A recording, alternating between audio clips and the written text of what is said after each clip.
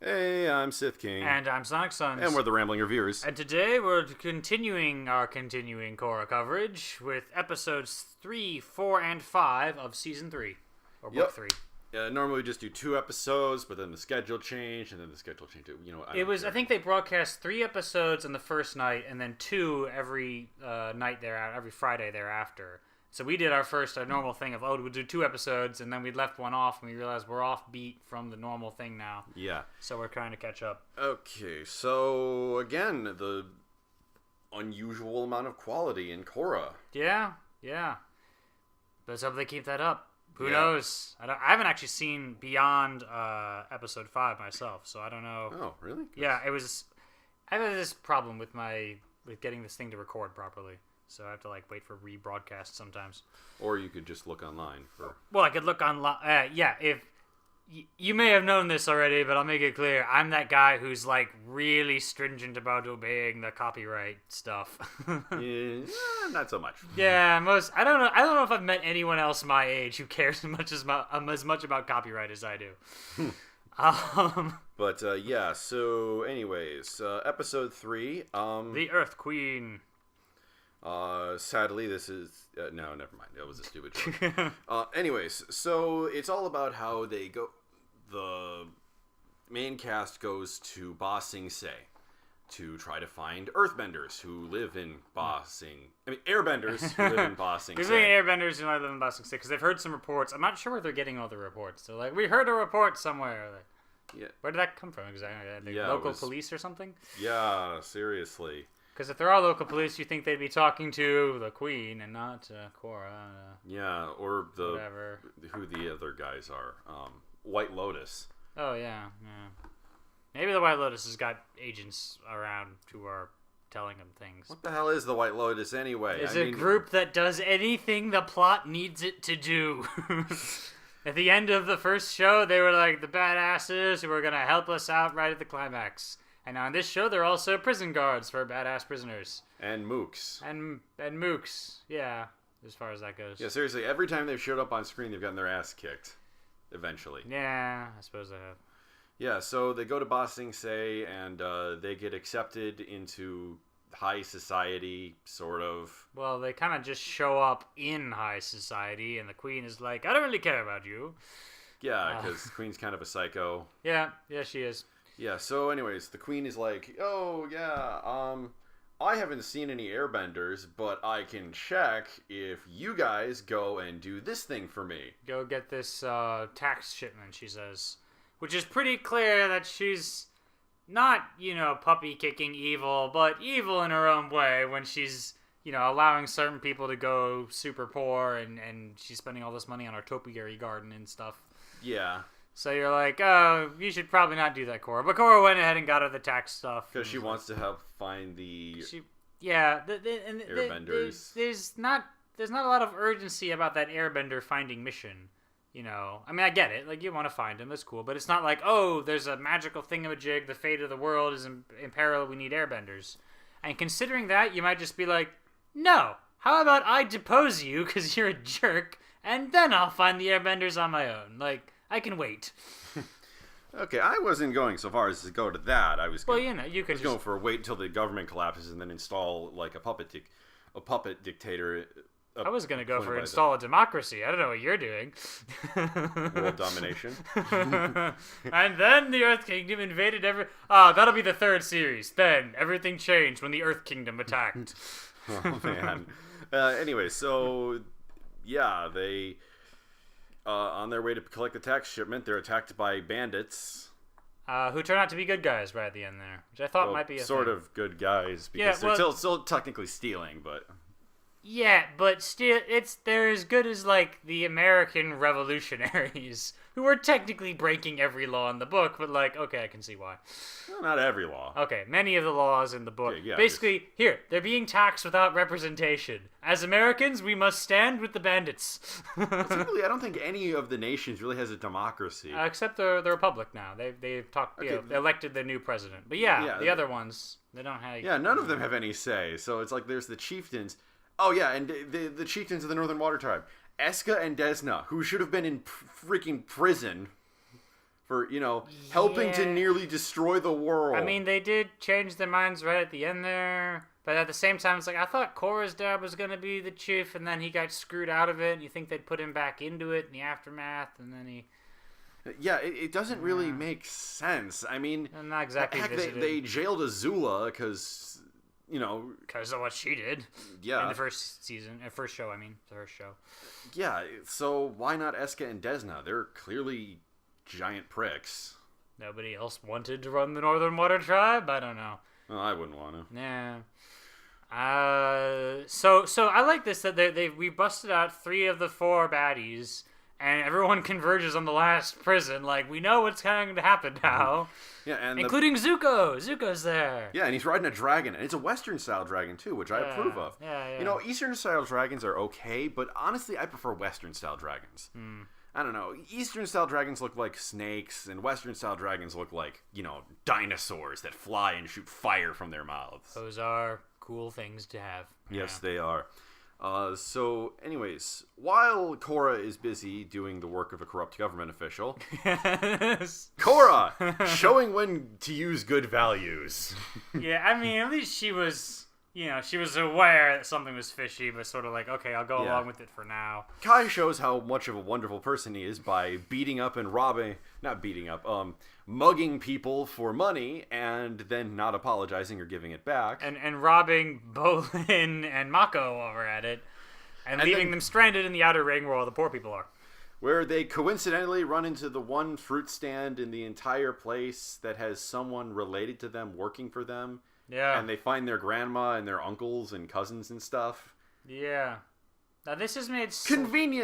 Plot convenience fairy, we missed you! This is made slightly better by the fact that they have dozens of family members, as we see. Yeah, it's like, okay, that helps a little bit, for as far as the coincidence goes, but it was and quite a considering coincidence. That none of these people have ever met each other, it did make sense the way they explained it, how they were able to recognize them. Yeah, we recognize you because your parents sent pictures of us when you were kids, and we've seen, your exploits. We heard you were in the pro-bending leagues. Yeah. And we heard that you helped save the world and you became a cop. Did they never send letters? Did they mention that? No. Send a thing to Republic City, care of that one guy who helped save the world. He's also a firebender. There's only one of him. Yeah, but to be fair, they must have gotten like 1,000. Yeah, maybe they lost them. In the comic series, The Death of Superman, Lois Lane passed by a woman who was preaching that she was Superman's bride. Right. So someone out there says she is Mako's bride. I was more going for the fact that people are jerks and can claim anything. Heck, in the last series, Aang wasn't accepted onto that ferry, even though he claimed he was the Avatar, because there was like a bunch of Avatar cosplayers. The costume needs work. Well, anyways, so yeah, they find their family members, and Kai gets taken in by the Dai Li, who have been kidnapping airbenders to serve as a secret army. Yes. I wonder, I guess she's just grabbing more power because she feels like it. That is her personality, the Queen's personality. Yeah. I wonder if she had a more specific plot to invade somebody or something like that. Oh, no, she did mention that the Republic is Earth Nation territory in her view. Which, actually makes sense, because that was actually the part of the plot of the comic series, The Promise, which is canon to Avatar. The Earth King wanted the Fire Nation colonies in the Earth Kingdom back because that was Earth Kingdom territory. Except those colonies were later carved out to make the Republic. Is it just called The Republic? It doesn't have a name. I don't remember. All right. United Republic. The United Republic. I guess that's about as good as United States. Okay, anyway. Yeah, well, anyway, so the United Republic is actually Earth Kingdom territory that was taken by the Fire Nation and never given back. So that was a thing. Well, that actually makes sense because, heck, people from Palestine and Israel, even today, are fighting over... Yes! Okay, and we will not get into the details of that conflict lest we piss off everybody. But there is territorial disputes in the real world. Okay, no, what I mean is that people have been fighting over the so-called Holy Land for hundreds of generations just because, their interpretation of some religious texts say that God gave them this land, even though someone else's interpretation. In this case, it's not religious, but it is political in a sense of ownership and well, yes, historical. But I'm just trying to say that this sort of thing has precedent in the real world, so it's not exactly a bizarre ass pull. Yes. So yeah, I think that's. So that's about what she was doing there. The Daily are cool. They're always evil, but they're cool. Yeah, they're always evil. You know, I used to think that the Daily had a point to them. They were kind of like the Section 31 of the Earth Kingdom. They did the nasty things to help keep the peace. There is no war in Ba Sing Se. Okay, yeah, but they were trying to make sure no one panicked, and they took care of potential Fire Nation agents. Yeah, well, it all depends on the quality of your ruler, I guess. Yeah. Though, wait, in that case, they weren't even under the king's authorization, were they? No, they were under the rule of Long Fang. Right.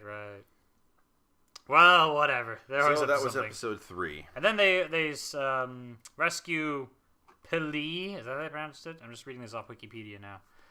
No, they do the next episode. No, it says right here, episode 3, and then they... Oh, no, they go visit her. Oh, all right. Okay, episode 4 is when they free Zahir's girlfriend, Pili. That sounds like you're trying to say please, and you just didn't get to the last sound. But anyways, and here's something interesting. They're actually following up on a plot point that they didn't follow up on in Last Airbender. She has the same sort of tattoo on her forehead and firebending abilities as Combustion Man. The guy who just explodes things with his mind, yeah. Which was probably the single coolest style of bending ever. That was a nice curveball. Like, you thought you'd seen all the bending tricks, and then suddenly, what? This guy walks up, he starts shooting missiles out of his face. Yeah. They reference that. I mean, like, oh, she has the ability to explode things with her mind. I once hired someone with a similar ability to kill the Avatar. Pause. It didn't work. Yeah, I tried to kill the Avatar too. It happens. And the whole time, poor... Oh, darn. Who's Korra's dad's name? Tonrock is just like, what the hell? You tried to murder my daughter before she was born, and you tried to murder my daughter while she was alive. And you still get to be the chief of the of the Northern Water Tribe. Because apparently in the Legend of Korra, trying to murder the Avatar makes you a fit ruler. I guess. What an interesting system we have here. Yeah, so I don't really like this world. Well. There was a pretty cool prison escape sequence. Yep. And Pili escaped because, she had to. You wouldn't really have a plot if, they managed to keep her in prison and kept everyone out. It'd be kind of interesting if they somehow went with that. But yeah, you knew it was going to happen, but they did it well. So that was pretty cool. Yeah, so anyways, what else happened? So then Jinora can okay. Oh wait. No. We're skipping ahead a little bit. What happened next? Okay, so they find out that Kai was kidnapped by the Dai Li. Oh right. Yeah. And so they decide to go try and find him and rescue him. So they say, Korra says, "Oh, you have a connection with Kai. So use that spirit thingy that you can do." Well, Jinora points it out first, and they're like, "Wait, you can still do that?" She's like, "Yeah, I can still do that." Which on the one hand feels like weird, and we're making up new powers as we go. On the other hand, I like having Jinora have a thing besides just being another airbender and also a kid. And when they were made her stuff up for her at the end of season 2, that was real Deus Ex Machina. Oh, yeah. But this is like, okay, it's more the beginning of our season plot. I'm willing to introduce this new element now. And it's a pretty cool power, astral plane stuff. Although I'm still against the whole Kai Jinora pairing. It just feels like they're just forcing it way too hard. They're like, "Oh, you have a connection with Kai." What connection? The fact that he's a boy, you're the first boy your age you've ever met? Yeah, that's under that logic. Katara should have married Zuko. Do not start that. Don't just stop. I'm sure there's a fanfic out there somewhere called Fire and Water. Oh, please. Zutara was more popular than any of the other pairings in Avatar The Last Airbender. Wow. Yeah, it was pretty sad. It was... SF Debris actually speculated the whole reason they did the stupid Mako Korra pairing was because they saw how much attention that the shipping wars back in Avatar The Last Airbender gained. Huh. Well, whatever. Shippers can do what they want. Yeah, it's just that Legend of Korra has not shown themselves historically to be good at romance. Yeah, but this time it's not a plot tumor thing that takes up everything. It's once in a while she sees him, she blushes, and then we move on. So I'm much more tolerant of it. Like, okay, a little cute thing, and now we will face the Dai Li and save the world. Yeah, whatever. so anyways, she finds Kai, who for some reason is good this episode and is helping people. Well, he was in prison. I swear, he's friggin' Two-Face. Am I going to be a good guy or a douchebag today? Well, Janora's in this episode, so I'm a good guy. It hasn't actually bugged me thus far, really. Like, more bugging me is that everyone else seems okay with him, even though he just stole our stuff. Which I like that line from Mako. Or like Mako and Bolin, when they finally get together again, they're like glaring at him, and then Bolin's like, we can't stay mad at you. And Mako goes, yes, we can. I had a lot of money in that wallet. Yeah, see? Yeah, so like, okay, I'm glad that was there. He didn't show any remorse, and he blew it all on like a fancy hotel. Yeah. And room service. He needs a little more like development and coherence there. Not being a douchebag. Yeah. Look, I'm sorry. I just have high standards that I don't like the characters that I'm supposed to be rooting for being douchebags. Is that so much to ask for? Really? I ask you. Don't be a dick. That's our general rule here. Yeah. Unless you're supposed to be and you're the villain. So anyway, Lynn shows up and she says to Korra, "Hey, yeah, you know that there's like a bad thing happening, right? No? Okay, so Zahir and these other people broke out of prison and they tried to kidnap you when you were a baby, and this has never been mentioned before now, even though it probably should have. It's something they should have told her by this stage of her life, but I like the idea of it because, oh my gosh, you suddenly explained something from the first season. We were all like, why did they keep her locked up in a compound all her life? And now suddenly there's a reason. They were protecting her from these kidnappers. Or anyone else who might try to destroy the Avatar. Or anyone else who might try to destroy the Avatar. Because it's honestly been the goal of the last two villains. Yeah. Of who doesn't want to kill the... That's like having, the villains of the DC universe not wanting to kill Superman and the Justice League. Like, that's what they always want to do. Directly or indirectly. Anyway. Yeah, so anyways. And Korra takes this remarkably well. And then press gangs... no, they didn't press gang. Well, okay, she brought Lynn in and to help free the airbenders that were under Earth Kingdom protection. Meaning that technically she just committed an international incident on foreign soil against a established government, and she dragged a member of a foreign government, Lynn, into this possibly inciting a war. Maybe it will. That'd be fun. Do it. We're totally criticizing them, and then we're like, no, wait, this is a great idea. Wait, this could mean lots of people could die. Let's do it! Yay! But it is an interesting moral dilemma. In fact, they could have played that up a lot more and been like, oh, I want to do this righteous thing, and someone's like, Tenzin probably would say, wait, this could throw the world out of balance, and eventually she'd be like, screw balance, I'm doing what's right. And then it would lead to a war, and she has to face the consequences, but then eventually she would restore peace in the world and get rid of the Earth Queen while we're at it. Yeah, or something. And have an election. Yeah. Well, anyways. And they all vote for Toph, who shows up out of nowhere. Wouldn't that be cool? I'd vote for her. Yeah. I have to make some pun about that now. Like, the Toph, the only politician with foresight.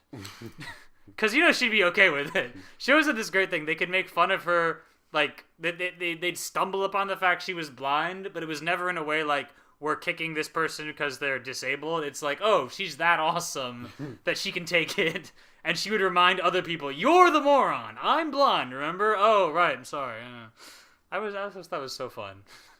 Like, they showed up that poster when she was wanted. Toph, what is this? Well, it sounds like a piece of paper, but I'm guessing there's something written on it. But I can't say it. I love what, she's just so functional, like, normally that they completely forget that she's blind.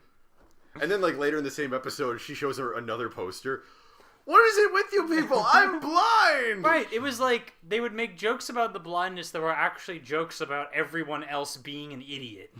So you could bring it up. Or they were all like stargazing one time because like there was a meteor shower. Isn't this amazing? Well, once you've seen one nothing, you've seen all the nothing. And then the meteor crashes down. Oh, nothing's getting better. Yeah. Anyway, so basically, so they free the airbenders, and then they leave. then they ask the Airbenders, "Would you like to join up at the Air Temple?" And they say yes, which is a better way to actually start rebuilding the Air Nation. I was showing up at people's houses and saying, "Join our cult!" Yeah. Now my first thought was like, "Oh, wait a minute. Does everyone here really want to leave their families?" And then I thought, "Oh, wait. Their families all live in the Earth Kingdom. If they stay here, they're going to get kidnapped by the Dai Li." Yeah, although this does raise a minor plot hole in that the Dai Li, if they have any sense, will have their families under surveillance and start threatening them unless they come back and start doing what they're told. Yeah, hopefully that'll happen, and then we'll have to go save the families, and then it'll be a war. Yeah, one of my problems with this season of Korra, okay, yeah, I know, I complain a lot, but this season has been pretty good. Too much plot. Too much plot? Really? Yeah, okay, we have the Spirit Oasis in Republic City. We have Korra being banished from Republic City, the Find the Airbenders plot, the unrest in the Earth Kingdom, which ties into the Earth Queen being a giant dickbag. We have the Toph's family plot. We're about to get there, yeah. And we have the, what's it called? The bandit, the people. The Dark Avatar group. I don't know. Well, I guess that was doing a lot. Zahir's group. Zahir group, yeah. So we have like 6 separate plots so far, and they show no sign of. They're a little connected, but yeah. You could have just done it all being about the Earth Queen becoming a tyrant, and I guess Airbenders coming back while we're doing that. And then international incident, and then war, and then all this stuff. And you wouldn't necessarily need all these prisoners breaking out. But, it could come together by the end. We're still in the early stages, or halfway stages. Yeah, but the other ones had really complex multi-part plots as well, and they didn't come together at the end, so... We probably need more episodes per season, don't we? I know, that's what I've been saying. Yeah. But anyway, speaking of which, Nick has announced that they're withholding some of the episodes due to low ratings. And I said to Sonic, "Oh yeah, what a shock. You put out 2 seasons of crap, and then the 3rd season, which is actually good, suffers because no one wants to watch the crap." Yeah, that's going to be a problem. So they haven't said they've canceled it. We're hoping... They're going to finish at least this season. Well, no, the season has been created, as I understand it. So they have to release it sometime. Maybe, I don't know, on some other channel for all I know. Or even on DVD or Netflix. That's what they did with Star Wars Clone Wars. The entire 6th season was never released on Cartoon Network. How did that thing get 6 seasons is what I want to know. Well, actually, it was pretty good after watching it. So. I watched like a couple of episodes and I just gave it a shrug. The first season wasn't that great. The first and second seasons weren't that great, but like after that it was pretty good. Once they stopped the droids from talking all the time, it actually felt much more serious. That was weird, the first few episodes. It's like they were trying to go for slapstick and it just didn't work. Yeah. As SFW put it, it's funny because they're helpless and can't fight back. Yeah. Which it just feels awkward all around. Yeah. Yeah, they had some pretty awesome episodes about finding Darth Maul and actually bringing him back to life. Well, not bringing him back to life. Okay, he went insane and had like a spider for a body, for his lower body made out of robots.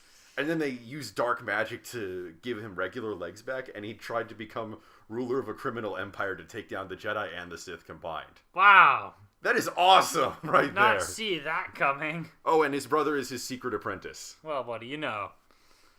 Okay, then. Spoilers. So as to Legend of Korra. Episode 5. We're moving on to episode 5 now. Yeah. Theoretically. Okay, wait. Back to the thing where they tried to grab, what's her name? I mean, what's their names? The Airbenders from the Earth Queen. Again, Boomy is relegated to comic relief. What was he, like an admiral? He was a general in the Republic Armed Forces? He supposedly was. And yet you don't get the sense of that. He doesn't have any of the presence a general would command. He isn't showing any ass-kicking moves that would lead to people saying he was a general. Or just be... I mean, you don't have to be an ass-kicker yourself, but you could be the commander of other people, the guy with the plan, which would make sense if you're a leader. Yeah, General Iroh was actually a better character than Boomy. Yeah. By which I mean... New Boomy. Yeah. New Boomy and new Iroh. Yeah. Oh, I thought old Iroh and new Boomy. Okay, well, yeah, heck yes, Iroh. Old Iroh is old better. Old Iroh beats half of everybody, but yeah. And then he firebends the rest of the other half of everybody. But, so, yes. But yeah, he just feels like they're trying to shoehorn him into being the comic relief, when, honestly, he's a general in the United Republic in a post-war era. There's got to be conflicts that shaped him into a general of unmatched peer. I think the problem here is that he only ever existed because they brought him up at the end of season 1. Oh, look, the general's here, and oh, isn't it funny? He's named Boomy. He was named after, it's a callback thing. And then it was, oh, wait, season 2 exists now. We have to make a character out of this guy. And they hadn't really planned it in advance, So they hadn't given it thought to, what sort of person would he be if he's a general. And which, by the way, I'm not saying anyone would have to fit into the strict mold of what a general is. But somehow it has to work in its own context. Yeah, if he's a weird general, he has to still have a general-ish something to him. Okay, we're not saying that he has to be like a Patton where he goes, all right, man, we're going to take that hill and beat the Krauts or whatever. I read your book. Yeah. You magnificent, whatever. Yeah. I'm not even saying he has to be like a Thrawn where he's like a Machiavellian schemer. Ooh, Thrawn. And Thrawn had his own quirks and foibles. He kept large amounts of art around him, but that was because he could determine any species' tactical flaws and strengths from art. I love how we had this problem of overthinking things. Like, they would go through his whole thought line of logic that was super logical, but, actually something simpler had happened, and the heroes were somewhere else. Oh. Okay, yeah, but Thrawn was highly respected in the Star Wars canon. But here's the thing. The thing that are in common between Thrawn and General Patton, they had wildly different personalities, wildly different methods of command. But we respected them. Now, theoretically, one could make a story about a really lousy general, but maybe then that should be a plot point about how he was kicked out of the United Forces because he sucked or something. That didn't happen, so... Yeah, we have seen no evidence that he was a bad commander, but we also haven't seen any evidence that he was a good commander. We haven't seen any evidence he was a commander at all, really. He hasn't told any... he tells these weird stories about how, and then I did a cool thing. Has he ever, with the army when he does the cool thing? Do I recall? No. Sergeant so-and-so was there, and This is kind of like Asami, remember? Where it's Asami's in charge of future industries, but doesn't ever, talk to her lawyers about the copyright infringement of the Blah Blue, or have some assistant draw up a meeting with the investors on next Tuesday, or we didn't see anyone working for future industries at all! Yeah. I mean, we did in the season 1 when her dad was running the company, but then we didn't see anyone in season 2. Yeah. So you need to fill things out. And again, the number of episodes. You could have more room to expand that stuff if you gave yourself more room to expand that stuff. Yeah, okay. So the next episode is the Metal Clan. The Metal Clan, where they go to Zaofu, which is such a cool sounding name, and more importantly, a cool city. It's honestly, this is probably the single most visually impressive place I've seen in the entire Avatar universe. Ah, I would say so. Yeah, part of that is just I really love technology. I'm a technophobe. No. Technophile. So if you give me a choice between the air nomads and a peaceful monastery, or the elf cities in Lord of the Rings, and someplace like Cybertron or Metropolis, I will take Metropolis and Cybertron anytime. And not just because of the giant robots and stuff. But just, I really like technology and metal. Yeah. And that's what these cities have. One thing I do have to question, though, they do show that, you see those huge pedal things? At night, they close those up. That was so cool. It was cool, but at the same time, this part of me is going, why do you need to do that? Are you afraid that Godzilla will attack at night? Is that why you close them up? Because I don't know why you do that. That seems like it's a massive waste of energy if, it doesn't have a purpose. Oh, feel like it. If this was in the desert, founded by old sandbenders and stuff, and those things were to keep out the desert hot sun and the sand and stuff, and open those up at night for the cool evening air and stuff, that would be a pretty cool idea for a city. So what you're saying is basically they seem to be really concerned with defense when there's no reason to do that. I just cannot understand why they have those there at all. I mean, Republic City doesn't have these flower petal And wouldn't you things. know it, Republic City has been pwned on multiple occasions. Yeah, good point. So I presume that they're an enclave carved out from the rest of the Earth Kingdom. And the Earth Kingdom would like to conquer them if they could. Because, what's her name? Suyin? Specifically talks about how much she hates the Earth Queen.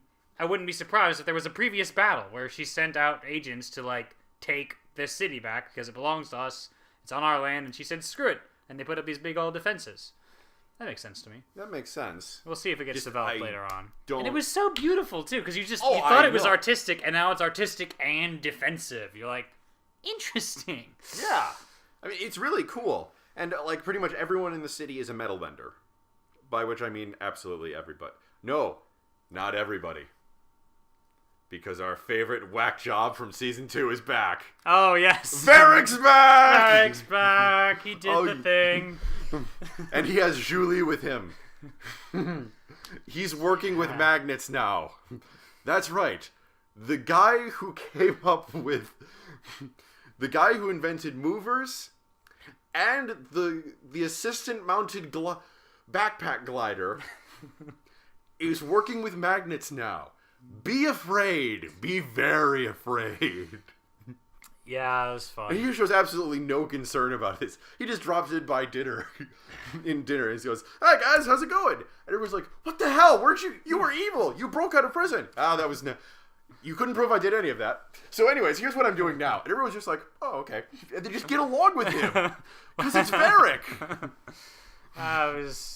Varric is like if Tony Stark was on caffeine all the time. Pretty much. And was less concerned with saving the world. Just more making profits. Well, to be fair, that describes a lot of Tony Stark. Yeah, but in the end, he always saves the world, yeah. Yeah, so anyways, and we discover that Suyin is actually Lynn's half-sister. Dun, dun, dun! And surprise, surprise, like all fictional relations that you haven't seen in a while by choice, oh no, they don't get along. Well, yeah, if you haven't seen them in a while by choice, it's a pretty good indication you don't get along. Well, not necessarily. I haven't seen my mom's side of the family in a while, and that's by choice like because I chose to work instead because, I need to make money. Well, okay, but we're talking like 10 years here. When did you see your last mom's side of the family? Good point. Okay. It's... Plus, she's chief of police. She's probably really busy. Yeah. And just between you and me and, like, everyone else who ever watches this video, so shut up. Like 4 people. So shut up, then. Anyways, Lynn seems like the kind of person who needs a stick bender to remove the one from her ass. She doesn't seem like the kind who will go on vacation willingly. No, she does not. Yeah, so... Yeah, honestly, it could have been that, Suyin was busy and Lynn was Lynn. Well, anyways, it turns out they had some sort of falling out that has not been explained as of the end of episode 5, which is all I've seen. So if they told you in episode 6, please don't let me know. It's unbelievably disappointing, by the way. Oh, man. I'm just gonna... whatever. I can't. Okay, no. The actual conflict between them is good. The fact that they did the frickin' Korra thing again! Oh, you mean they just resolved it too quickly? One episode of flashbacks. Dang you, flashbacks! One episode of flashbacks, then they talk, and then they're friends again. Oh, man. Alright, well... it was even worse because it was shorter than the Korra thing. And worse, it wasn't nearly as interesting as learning about that for Wan, the first Avatar. That took 2 episodes. Man, yeah, see? What is with me today? Okay, so anyway, as for what happens in this episode, I like how well they're establishing history by hinting at it. Now, on the one hand, what are the odds that, half the people we meet are somehow related to the original Team Avatar, or the gang, as it was called sometimes.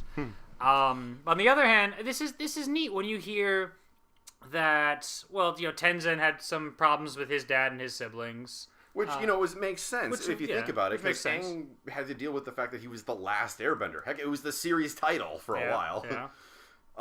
And then so with this one, first off, we learned that they're not sisters, but half-sisters.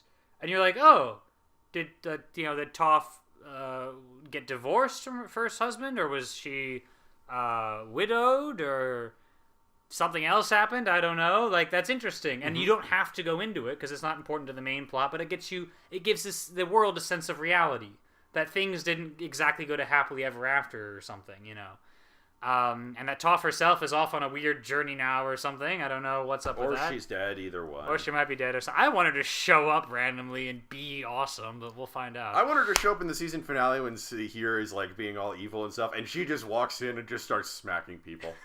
That could be good. Now, I want to see more of Zahir's earthbending friend, because he makes magma.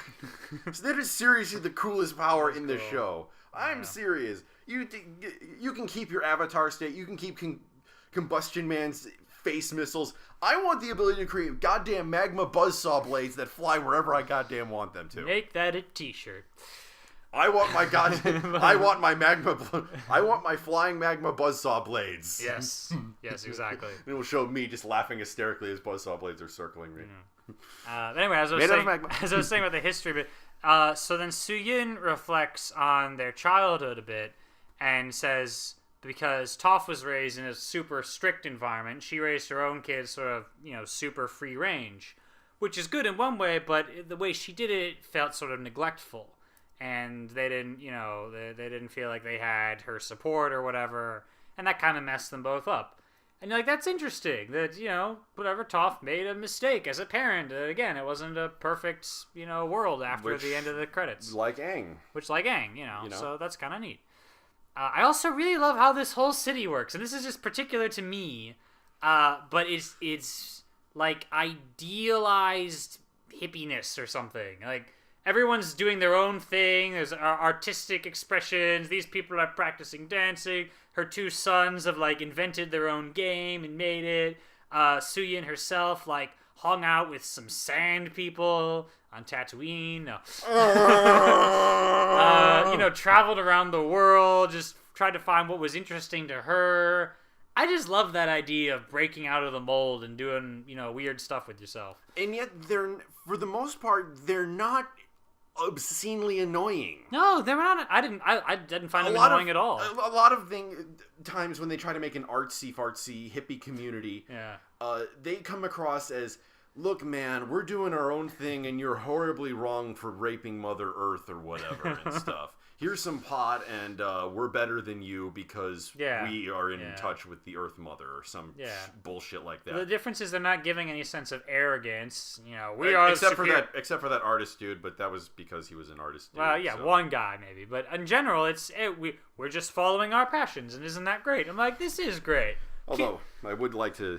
I imagine there are people who just live there and stuff, and they're metal benders and stuff, but they just keep the place running and stuff. They're not, like, necessarily... the artsy people. Huh? Yeah, so I think, like, maybe my opinion is that they brought them past the artsy people first, just to try to give a good impression of the city and stuff. Possible. I mean, you wouldn't bring if you were giving a tour of your hometown, you wouldn't take them to the sewage treatment plants.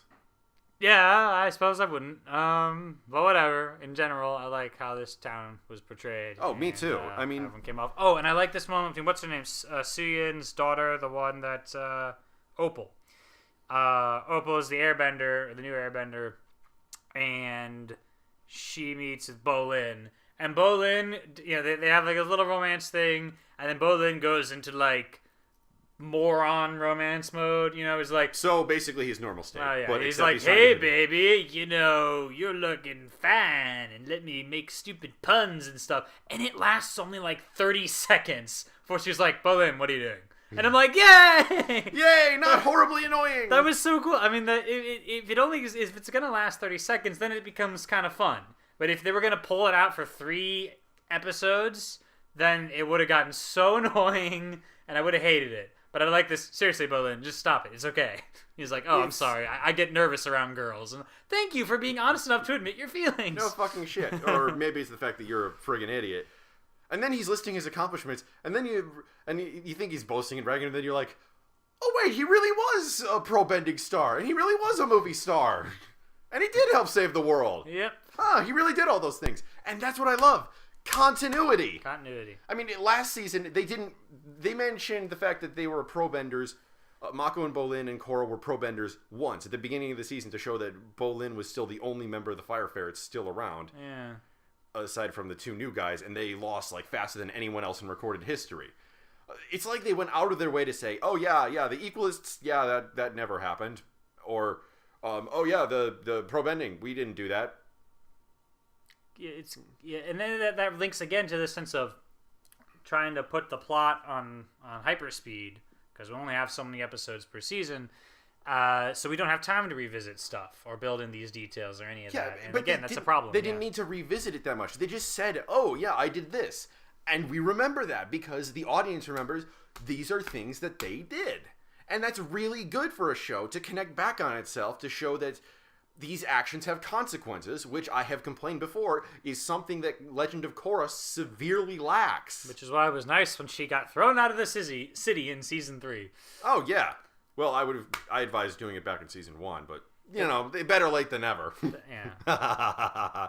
Of course, it didn't quite make sense because I don't know how the president is going to deal with all these vines by himself. But good luck. Well, nothing they did helped anyway. Yeah. In fact, Korra's attempts to help made it worse. So. Made it worse. Which, by the way, that was the thing. When Lin finds Korra, she's like, "People are out to kill you. Come back to Republic City and we can protect you." I'm like, wait, weren't you banned from Republic City? Yeah, and okay. weren't people out to kill you before? Well, more people, whatever. And weren't like don't the seasons finish with Korra getting her ass kicked in Republic City? Well, yeah, but I guess this time she'd be in a bunker or something. I don't know. I just like to know how they captured these 4 guys in the first place. 2, whatever. The 4 evil people in the first place. Do that again. Yeah, why can't we do that? Maybe we'll find out. Maybe there's some special circumstances or something. Look, just trap them, get Korra up to them, and have her take away their bending. And then chop off their legs. Yeah, we asked that before. Does Korra have the power to take away bending or just restore it? Well, I'd imagine if she has energy bending, she can take away bending too. So then they should have... Although, given the fact that she's a water bender, she can probably make a sharp enough blade to take away their legs. That is also true. I would say their arms, except that one lady already has no arms, and she seems pretty fine with it. She'll just give herself water legs while she's at it. Oh, screw that. She'll just become Dr. Octopus. Ah. I will kill you, Tenzin! So, Why? yeah, Why is Dr. Octopus attacking me? Oh, wait, no. No, he'd be allying. She'd be allying with him because Tenzin is the voice of J. Jonah Jameson. Oh, man. Yeah, seriously. Photos of Spider-Man. Yeah, J. Jonah Jameson actually really liked playing the role of... I mean, wait. The guy who played J. Jonah Jameson liked playing J. Jonah Jameson in the movies because he got to wear... He actually had hair. He's bald in real life. Oh, that's interesting. Yeah. So Tenzin isn't really that far out of his realm of experience. Yeah. So, and then Korra brings in Opal to give like this little speech to Lin. And, I'm sure, I hope we can still be family. And Lin just throws her out. I was like, oh, interesting. They're going to develop this a little more. Though apparently, according to you, they only develop it for 1 episode more and then we're done. Yeah. So, meh. Yeah, honestly, although I do have to admit that's a very realistic reaction. If you've hated something for so long, absolutely loathed it, there are times when you want to just strike out and hurt it, no matter how small. No matter what you have to hurt in the meantime. Yeah. Yeah. So, Lin hates Shuyin or whatever. This person is important to Shuyin. Hurt. There you go. That Pretty person. much. Yeah. I've done it before when some of my darker modes. Well, that's too bad. Yeah. Whatever. All you need is an episode full of flashbacks, and then you can fix whatever went wrong. Oh yeah, it's even worse than you might think, dude. Oh, great. Good luck with whatever that thing is. That was basically the end of episode 5, then. Anything else? Oh, yeah, the other thing happened was that Zahir showed up at the Air Temple Island And I remember I criticized his voice because it didn't seem to fit his face. Yeah. Now that they've chopped his hair off, now it fits. Yeah. So now he's a skinhead, and it fits now. Yeah. So there you go. Because skinheads have voices like that, I guess. I don't know. I just we all have stereotypes of what voice should fit what face, which is always weird when you know someone is a radio announcer and then you see their picture and you're like, what? It's always wrong. You know? The guy who plays Cleveland in Family Guy is a white guy. See? There you go. People don't understand these things. Although then we're again, not racist. We're just stupid. I don't like either of those. I don't like either of those things. I had to pick one. Yeah. Okay, but heck, and sometimes I admit we can get hung up on having one voice for even one character. We were just watching Young Justice, excellent show, but we saw the episode where the Joker shows up. And it wasn't Mark Hamill. Okay, I wasn't expecting Mark Hamill, but the voice, it sounded like someone trying to be funny and not really understanding what made the Joker funny or likable in the animated series. Part of that's the writing, but yeah, part of that's the and the voice actor, it sounded like they were trying to do a Heath Ledger thing, except Heath Ledger does it so much better. But of course, who measures up to Heath Ledger? Well, no one anymore. He's dead. Well, yeah. But yeah, well, anyways. We miss you, Heath. All right. So that was next episode's of Legend of Korra. Still pretty good. Some things I had to point out, but oh well. And we'll see what happens with apparently an episode full of flashbacks. And that fixes everything. Oh, the God, end. It's so dumb. All right, well, we have great things to talk about then in our next episode. Yeah. Woo. Yay. Anyway, I guess we're done here. So I'm Sith King. And I'm Sonic Sons. We're signing off.